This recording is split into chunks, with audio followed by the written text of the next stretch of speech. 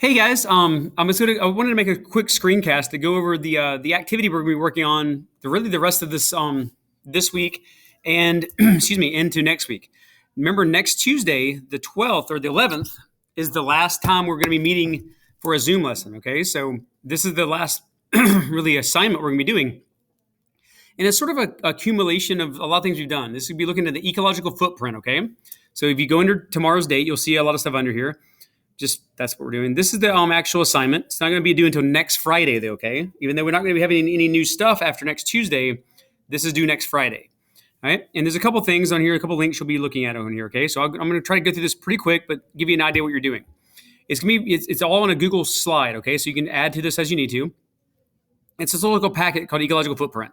It's the same thing my in-class guys are doing in their semester. So it's a good activity to look at reflecting and that type of stuff on what we're doing. So the first page here is just not really a poster. It's just you fill this in as you're going. So what is your definition of eco footprint, and what is an eco footprint not?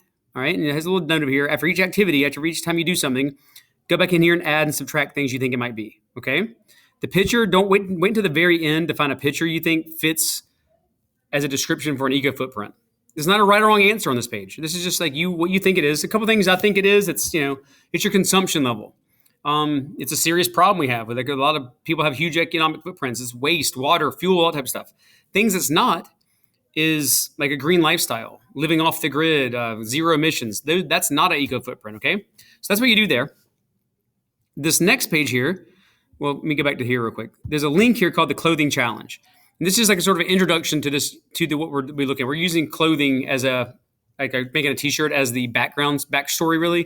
But just watch this. There's nothing to get off this information here. Okay, this is just a good introduction video about where our clothes are made at. And it's a great example of how this eco footprint is a world problem. Okay, so just watch this.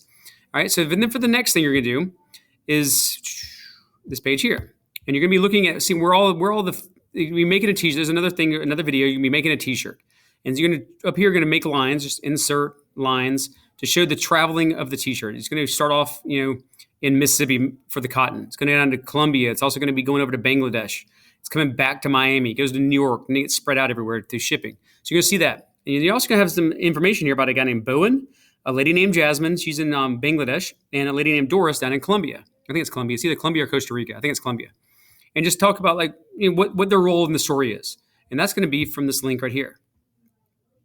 Planet Money makes a shirt. It's like Planet Money is a PBS type show. I think it's NPR, and they're making a shirt, seeing the cost of making a shirt. Okay, it's a pretty cool little episode.